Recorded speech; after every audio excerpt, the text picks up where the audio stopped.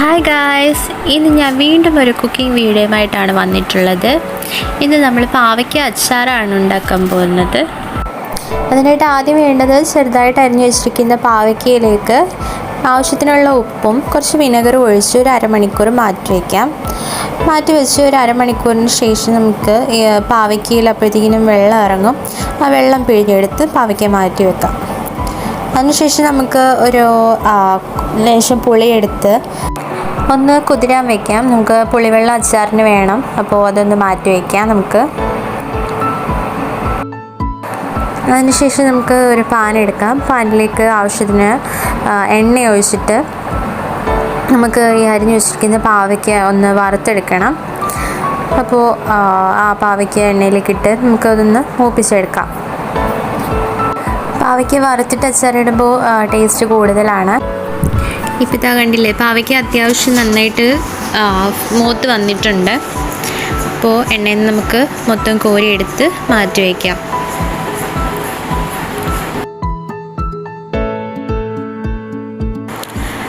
പാവയ്ക്ക വറുത്ത് ഒരു മാറ്റി വെച്ച എണ്ണയിൽ തന്നെ നമുക്ക് അച്ചാറിനുള്ള കാര്യങ്ങൾ ചെയ്യാം. അച്ചാറിനുള്ള വെളുത്തുള്ളി, ഇഞ്ചി, പച്ചമുളക്, കറിവേപ്പില ഇതെല്ലാം നമുക്ക് ആ എണ്ണയിലോട്ട് ഇട്ട് കൊടുത്ത് ഒന്ന് മൂപ്പിച്ച് നന്നായിട്ട് എടുക്കണം.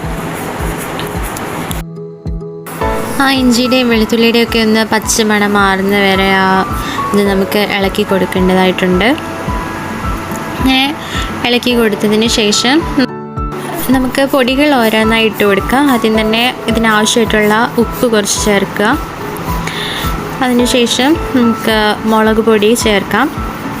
മുളക് പൊടി എരിവ് ഒത്തിരി വേണമെന്നുള്ളവർക്ക് മുളക് പൊടി 2-3 സ്പൂൺ ഇടാം. അപ്പോൾ നമുക്ക് പാവയ്ക്ക അറിയാമല്ലോ, നമ്മൾ എടുക്കുന്ന ക്വാണ്ടിറ്റി എത്രയും വരില്ല. നമ്മളൊന്ന് മൂപ്പിച്ച് കഴിയുമ്പോഴത്തേക്കിനും ക്വാണ്ടിറ്റി കുറയും. അതുകൊണ്ട് കുറച്ച് പാവയ്ക്കയുള്ളൂ. അപ്പോൾ നമുക്ക് അതിനനുസരിച്ചുള്ള മുളക് പൊടി, കുറച്ച് അച്ചാറ് പൊടി, പിന്നെ നമുക്ക് കുറച്ച് മഞ്ഞൾപ്പൊടി.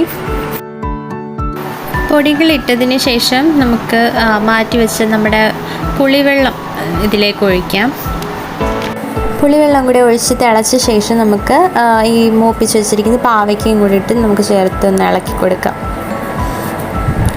നന്നായിട്ട് ഇളക്കി ഒന്ന് ചൂടാക്കി എടുക്കുക. ശേഷം നമുക്ക് അവസാനം നമ്മുടെ അച്ചാറിൻ്റെ മെയിൻ ഐറ്റമായിട്ടുള്ള വിനെഗർ ചേർത്ത് കൊടുക്കാം. നമുക്ക് കായപ്പൊടി ചേർത്ത് കൊടുക്കാം. അവസാനം ഞാൻ ചേർക്കുന്നത് കുറച്ച് ശർക്കര പൊടിച്ചതാണ് കേട്ടോ. അത് നമ്മുടെ അച്ചാറിൻ്റെ ഉപ്പൊന്ന് ബാലൻസ് ചെയ്യാനും ടേസ്റ്റിനും ഒക്കെ നല്ലതാണ്. ലാസ്റ്റ് കുറച്ച് വെളിച്ചെണ്ണ കൂടെ ഒഴിച്ച് നമ്മുടെ അച്ചാർ റെഡി.